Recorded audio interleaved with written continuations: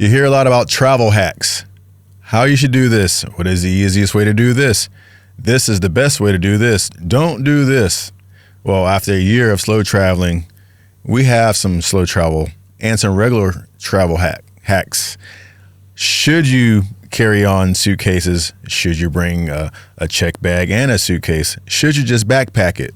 We're going to let you know our thoughts. Welcome back to Your Time to Travel. I'm Carl. And I'm Tina. Yeah, the travel hack thing is a real thing.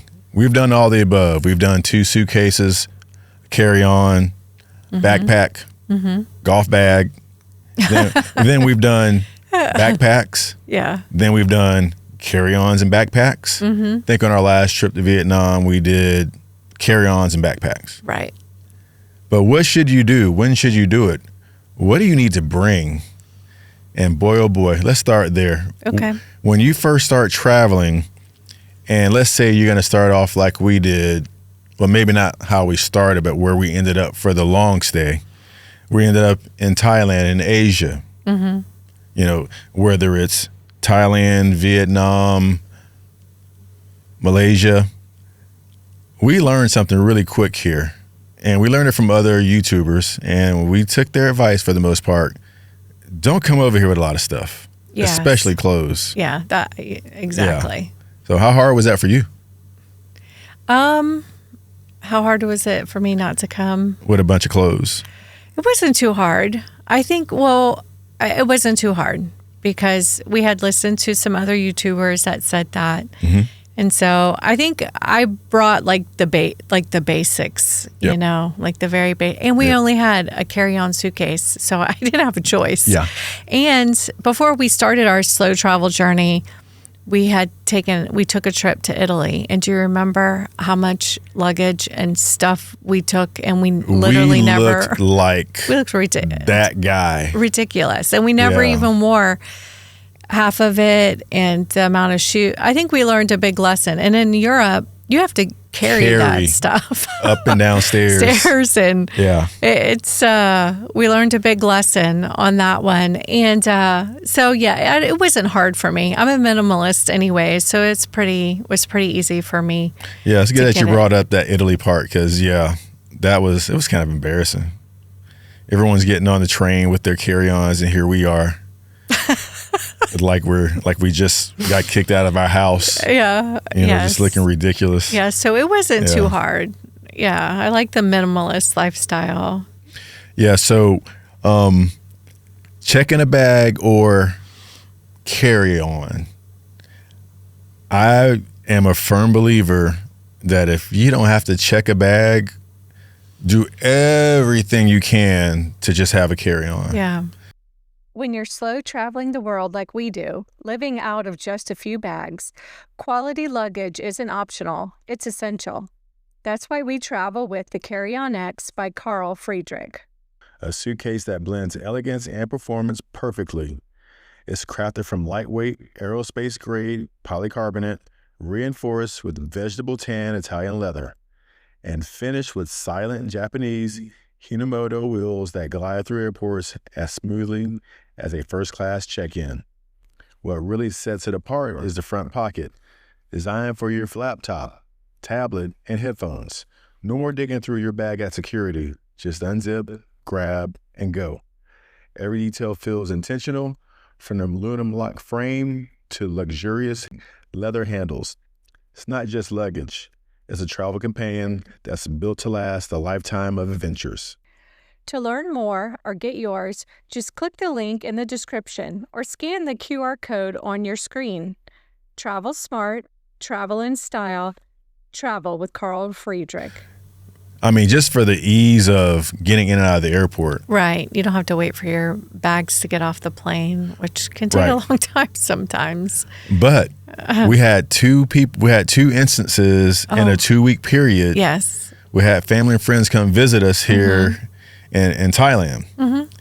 And both sets of visitors did not get their bags on time. Right. Yeah. Like it happened to both sets of people. And that's unnerving. You just flew across the world and your bags aren't here. Right. Yeah. Like for Ken and Kim, we had to go buy clothes for them because they had nothing. They had nothing. They didn't know when their bag was going to show up. Yeah. So and it was what, 2 or 3 days? I think 2 days before their bags actually were in their possession. And they had been. You have to think you've been flying for over 24 hours. So who knows the last time you had a shower? Right. So we went and we got them all of their stuff.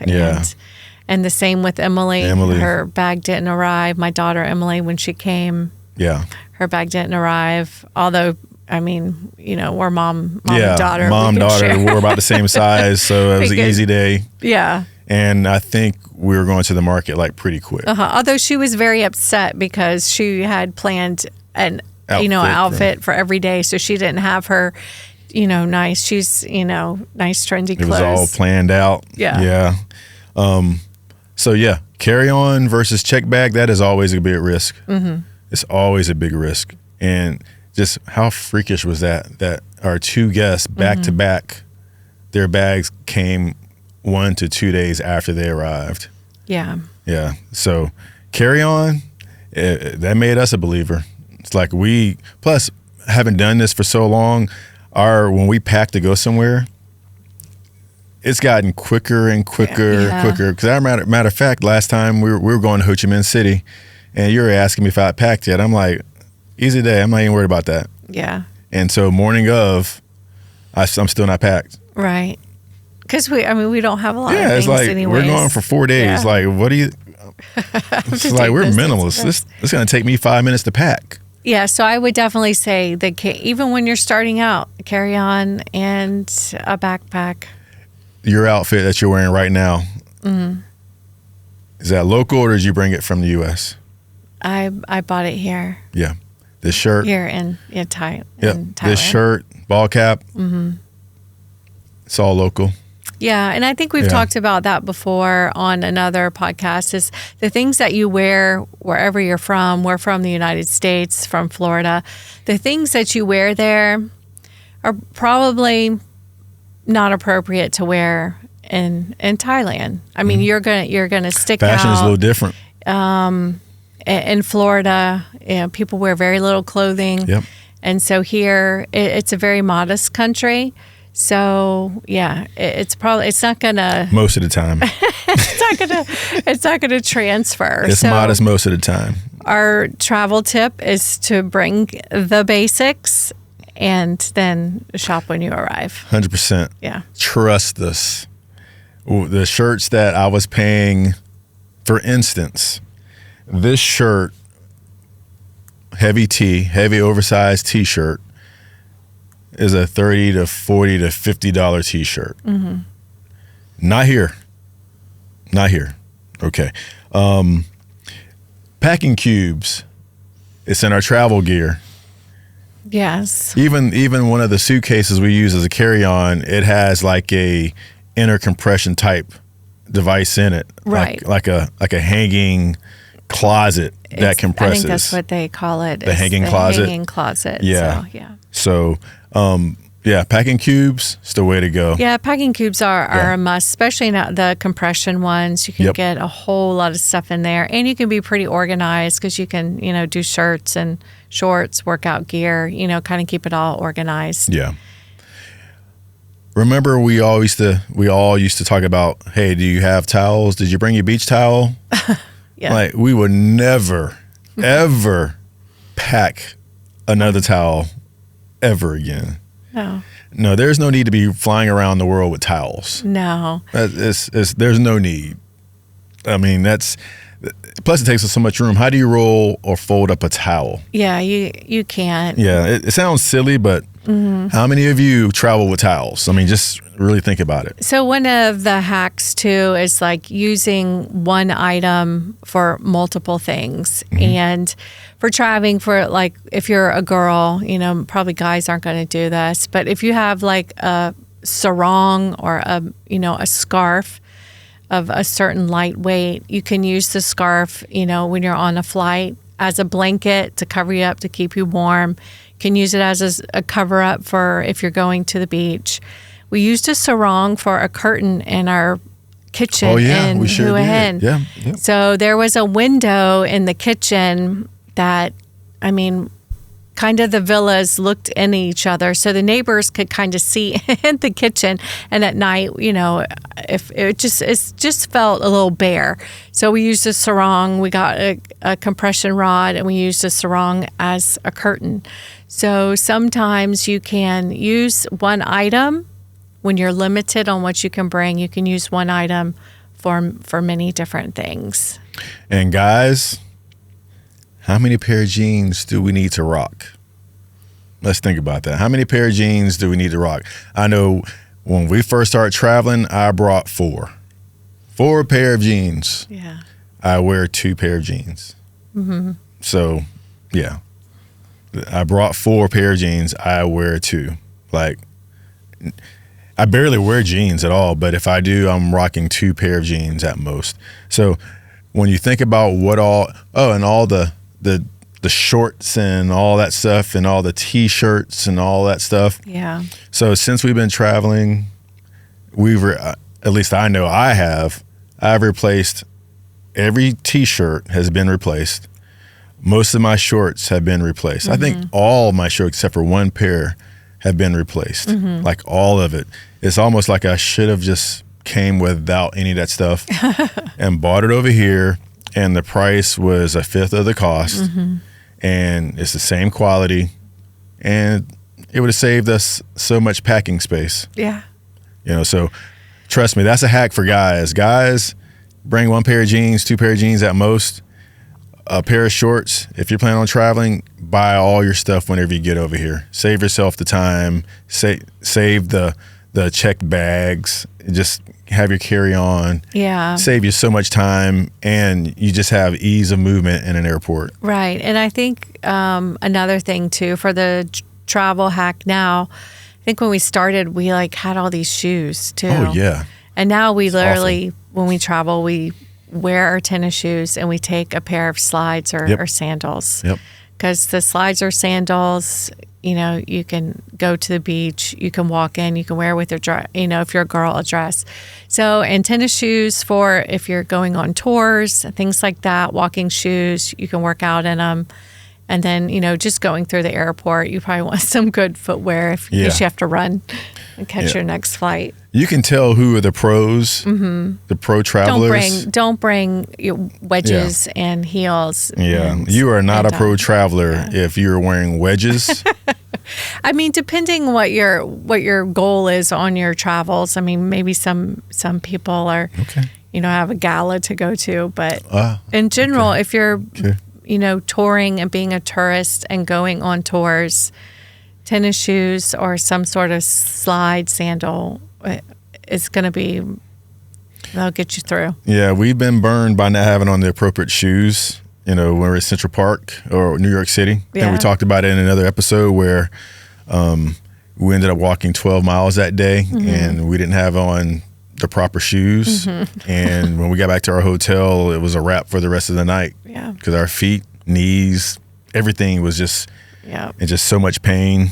So, yeah, you can tell who the pros are, the pro travelers. Yeah. I remember it used to be funny to me until we went to Italy, how you see everyone dressed so nicely and everybody has on walking shoes. Right. They all have on sneakers, right? Mm-hmm. And then you quickly figure out they're geniuses. Yeah.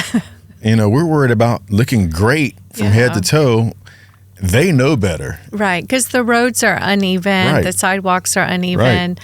So, you can't be, you can walk down the road in heels, but hopefully you won't twist your ankle or something. So it's just a little safer. Yeah. And the beautiful thing about Thailand and being in Southeast Asia, you can rock slides, Crocs, I have a pair of what's called recovery slides. Mm-hmm. And man, I can rock those over here. That's great. Yeah. And they get small enough in check bag or in a carry-on bag to where I can take them, or in a backpack. So yeah, travel hack: 1 pair of shoes, pair of slides, nothing more. If you want more, think about it. Just think about it even longer, because I promise you, you're not going to wear every pair of shoes you take if you take more than the shoes you have on your feet, and some slides. It's all you're going to need. Don't be that guy. Right. Shoes take up a lot of room. Yeah. And I will say for the girls too, there's always like, do I need to bring my hair dryer? Do I need my hair dryer, my curling iron, my straightener? I mean, now they have, the Dyson Airwrap, and it has all the attachments.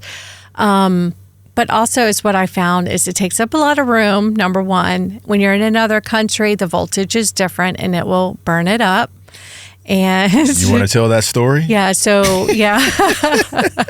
So the voltage is different. So if you bring your Dyson Airwrap over here and you plug it in, it will probably fry it. So it will not work. I can't remember where we were. Where were we? Yeah, we were in Hua Hin. Yeah. So, but anyways, a great hack is the heatless curls, the little, foam silky thing. And this is for girls that you wrap your hair in at night, sleep on it, and you wake up, and then you have, some volume and some curls, and it takes up hardly any room in your suitcase. Okay. There you go. All right. Yep. I've been bald for a long time. I don't even pay for haircuts. Heatless curls, right. And most heatless hotels curls, gentlemen. have a hair dryer. Tell your lady about the heatless curls. Saves a lot of money because it's not a $500 hair dryer. Right. All right. You can save a lot of money. Yeah. All right. Let's move on to some of the things we've learned about booking flights. Mm-hmm. And we read a lot about this. We watched some videos about this. There is a hack. And it's a shame because all countries don't have the same prices listed by the same airlines. Mm-hmm. If you're in different countries, the prices are sometimes very different.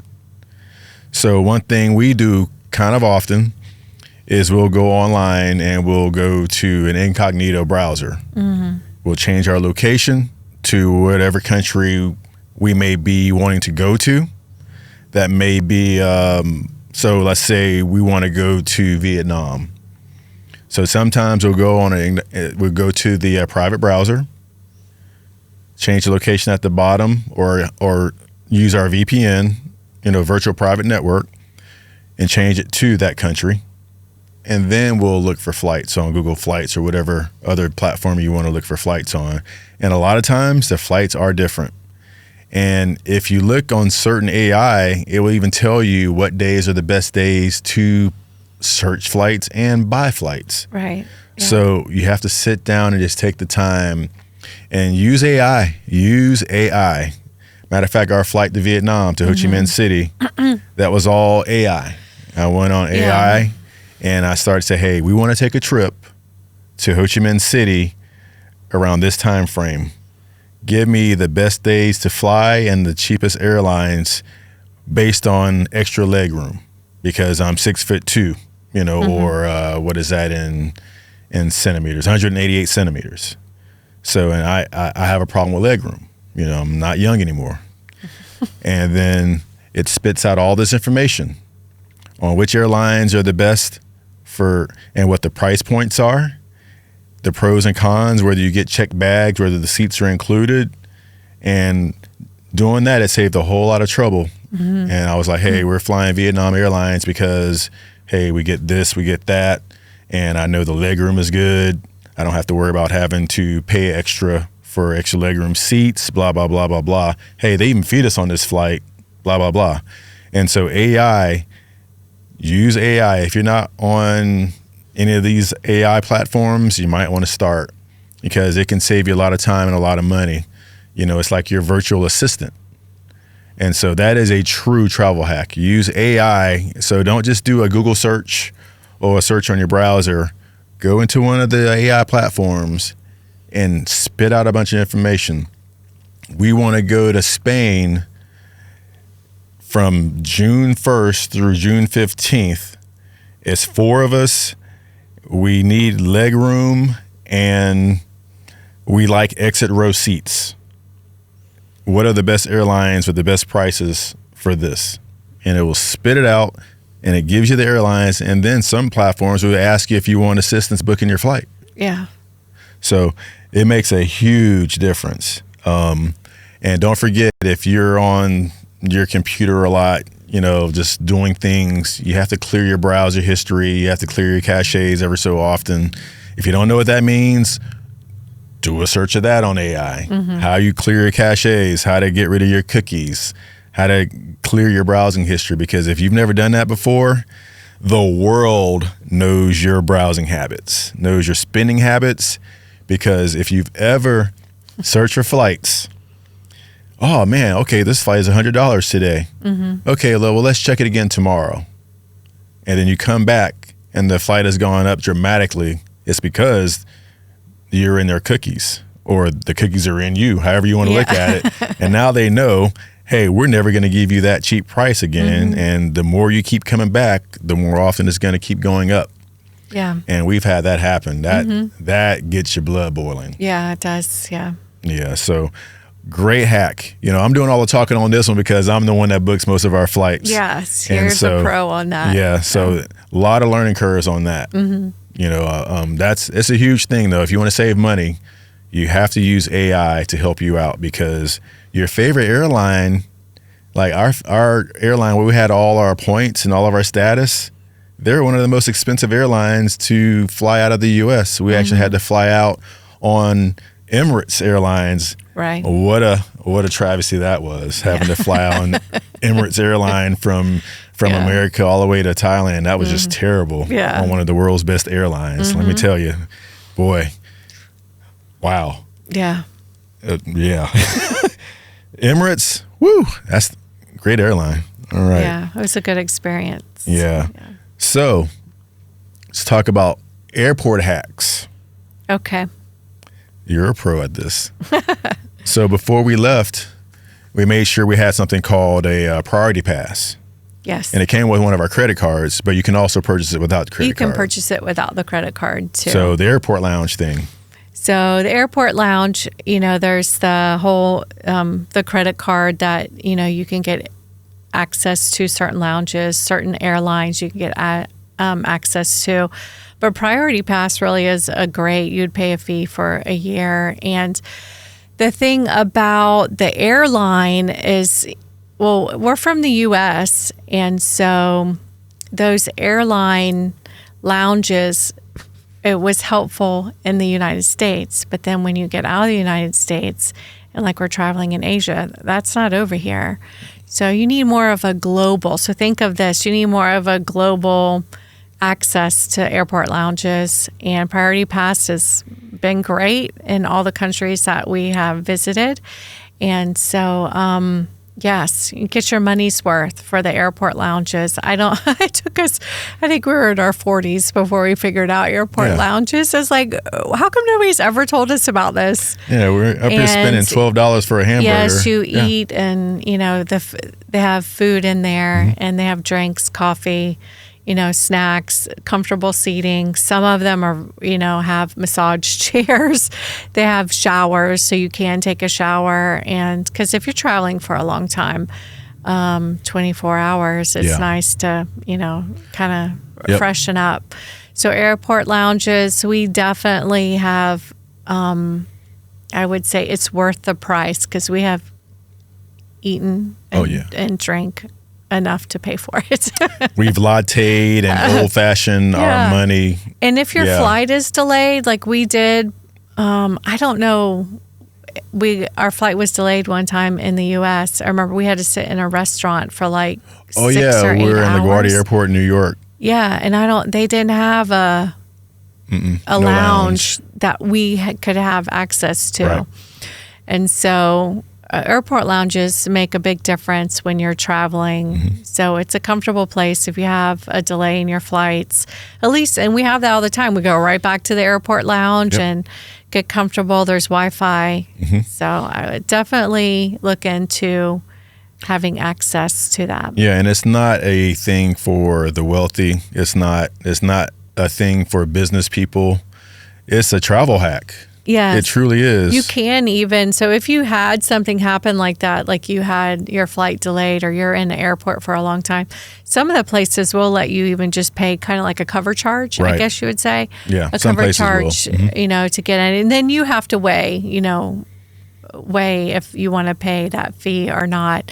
It's not crazy expensive. It's definitely worth it, because if you're sitting out in the airport, eating or drinking in one of their restaurants, you're going to spend a lot of money too. When was the last time we paid for food in an airport? Do you remember? The last time we actually purchased food in an airport? I think it was that time in New York. New York? Okay. That was a long time. That was before we started slow traveling. Yeah. We almost refuse to buy coffee or food in the airport. I think we just refuse to do it. Yeah. We just won't eat. If we don't have time to go to a lounge. Yeah. Oh yeah, because the one time I did buy a coffee for the flight, the gate agent wouldn't let me take on my coffee. No. But somehow people took on a dozen Krispy Kremes. I don't know what that travel hack was. The Krispy Kremes are always allowed. Yeah, comment on that one. If you know why you can take Krispy Kremes on a flight out of Dam Wang in Bangkok, but you can't take a cup of coffee, please let me know. 'Cause I need to know, because I was very upset about that. But yeah, we haven't paid for a cup of coffee in a long time, and one of the best experiences that I had using the Priority Pass was in Istanbul, Turkey. That was the nicest airport lounge I've ever been in. Yeah. And we've done the Centurion Lounge and other airlines lounges. Korean Air has a very nice lounge in Seoul, nice showers. Yes, it was but very nice. The Priority Pass lounge in Istanbul, Turkey was phenomenal. I think I sent you video. I'm videoing the airport lounge. Instead of eating my food, I'm sending you videos because it was phenomenal. And it was Priority Pass. So let's say Priority Pass, I don't know how much it is anymore, $100 a year or something like that. Yeah. And you can bring one guest with you. It's well worth the money when you think about how much food you're eating, the coffees, the alcoholic beverages you can have, Wi-Fi. Yeah, I think they have different levels of the Priority Pass. So I think there's a couple different options depending on how much you fly. Yeah, it's definitely worth it. Another thing that I used to think was silly were the neck pillows. Yeah. And now I can't fly a long haul flight without a neck pillow unless I think I'm laying in some lie flat seat, which that's so expensive. The neck pillow and the eye mask. Yeah, so you have to have if you want to sleep. And in our relationship, I am the sleeper. I can sleep anywhere and I sleep, but you're not the sleeper. But if we give you these things, you will sleep. I'm so jealous because you sleep the whole time. Yeah, she's one of those closet photographers. She waits for you to go to sleep. So if you have the neck pillow and you have the eye mask, noise canceling headphones. Yes, but it's a certain eye mask. It has to have like a nice covering. Yeah. And wide, so there is no light, and it has like a nice, satin kind of feel to it. The neck pillow, the noise canceling headphones, over the ear noise canceling headphones, and a blanket.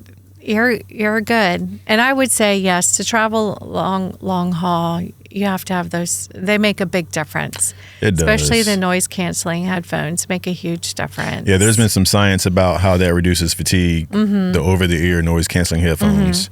There is some science behind that. Yeah. And it keeps people from having motion sickness. There's some studies out about it. Yeah. So we make sure we have ours. I was never a fan of the neck pillow because I always thought it looked silly. And then I got one. Yeah. Because I had a long haul flight and didn't have one and I couldn't sleep. Right. And I think it was about an 11-hour flight. And I was miserable. And my body was all jacked up because I was trying to turn different ways and being awkward. And I didn't know anything about getting massages over in Asia that I could afford. So got back. I think I went back to the U.S. for something and I just had to figure it out. So my body just had to hurt and I just had to stretch and try to work it all out. But I was never a fan of a neck pillow until that happened. Yeah. For sure. All right. Digital hacks. I mentioned it earlier. Virtual private networks, VPN. If you're going to travel, you definitely want to invest in the VPN. We use certain companies. Maybe they'll sponsor us pretty soon. I made contact with you. Hopefully they'll sponsor us pretty soon so we can talk about them and give them some plugs. Yeah. But we've had them for years. And it works on smart TVs everywhere we go. If we carry around our Apple TVs, it works.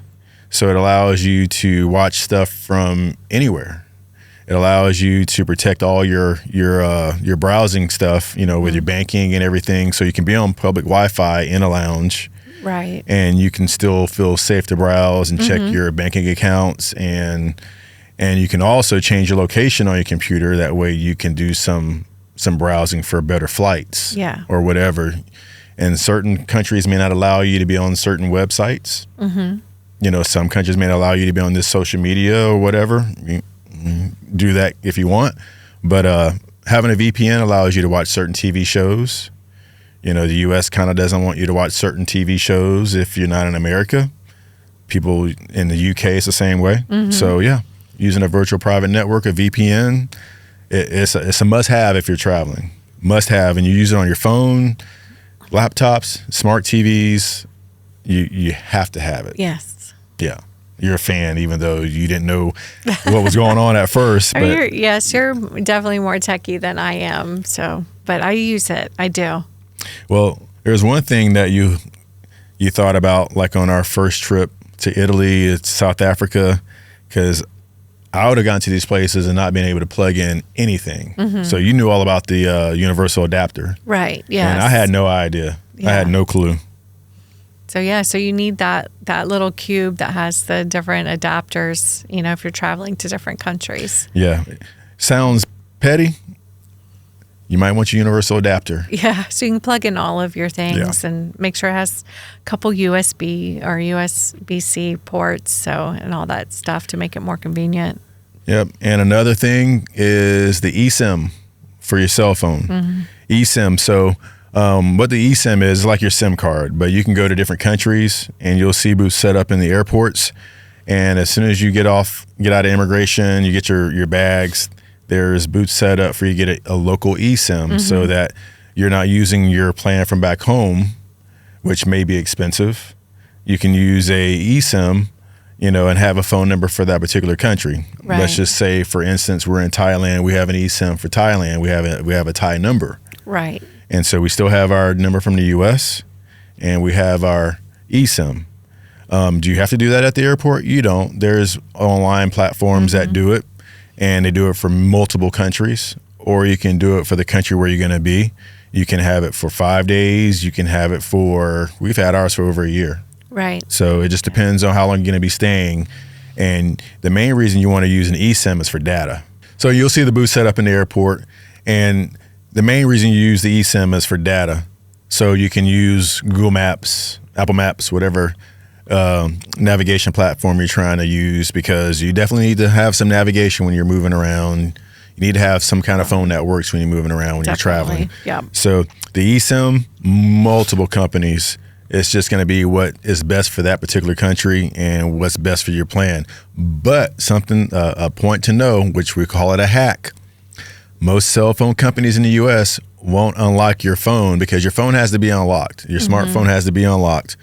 Most cell phone companies in America will not unlock your cell phone unless it is paid off. Right. So if you're on a monthly payment plan to pay off your brand new smartphone, you're probably not going to be able to get your phone unlocked. So you're not going to be able to do an eSIM for most cell phone companies. So travel hack that cell phone companies aren't going to tell you: they will not unlock your phone if you're making payments on that phone. Pay off your phone so that you can have access to do eSIMs when you're traveling around. So that is a huge deal. Make sure you own your phone before you start traveling around the world, or else you're not going to be able to do an eSIM because your cell phone company won't unlock your phone, because it's almost like it's not really your phone. Yeah, you're renting it. Yeah, it's like a car payment. You're just making payments. Yeah. Okay, so on the ground, how do we find cheaper hotels? We quickly realized that all the brands that we grew up knowing aren't the cheapest. May not even be the best. It's what we're familiar with, but always check into the local accommodations, because depending on where you are, there are some great hotel chains. Right. So, agreed. Yeah. So, I mean, that's pretty straightforward. I mean, don't be drawn into thinking that what we are accustomed to seeing every day since we were kids is what's best. May not be true. may actually be the most expensive. And not the best at all. And not the best, but the most expensive because they know you have the U.S. dollar. Yeah. Okay. All right. Health and safety hacks.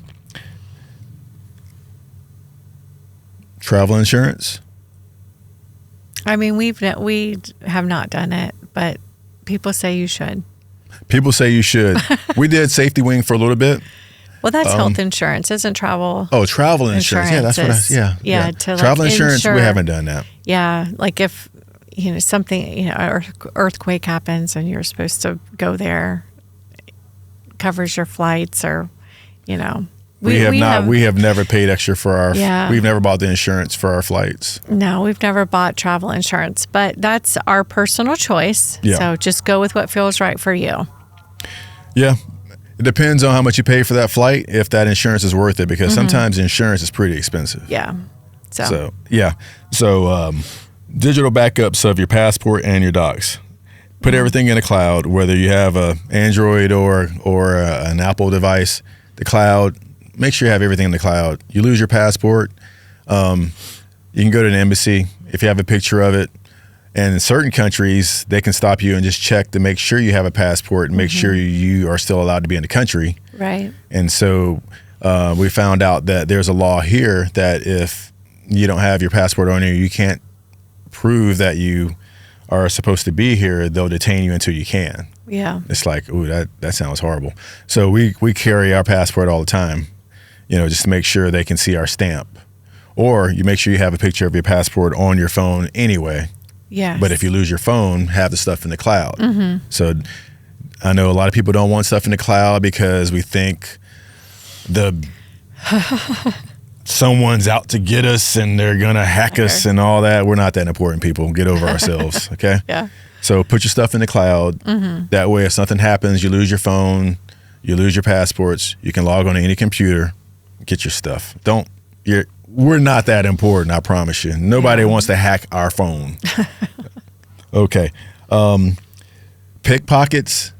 Everywhere we go, people talk about, hey, watch out for pickpockets. Yeah. And I guess maybe it is a it thing. is. Okay. Luckily, we have not experienced that at all. But we do use, the cross. If I have a purse, I try to wear it like a crossbody, keep it in front. We do all the safety tips that, are out there. I mean, we try to stay pretty safe. I think we do.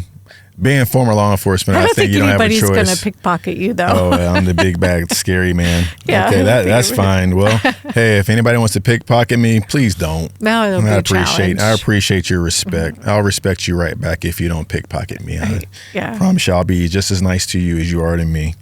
What are your hacks? Did we miss some? I'm sure we missed some travel hacks. But those are a few that we've actually lived through that we've been doing since we've been traveling for a year. Okay, so leave some comments about what your hacks are, and we'll comment right back. So if you do leave comments, try to comment back in a timely manner. Don't be rude, else you'll be blocked. Just FYI. Some people will find out the hard way, or maybe they don't even know they've been blocked. But thank you for watching or listening once again. Make sure you go to yourtimetotravel.life. You'll see some of this travel gear that we've been talking about. That is stuff that we actually have, that we actually use. Please take a look.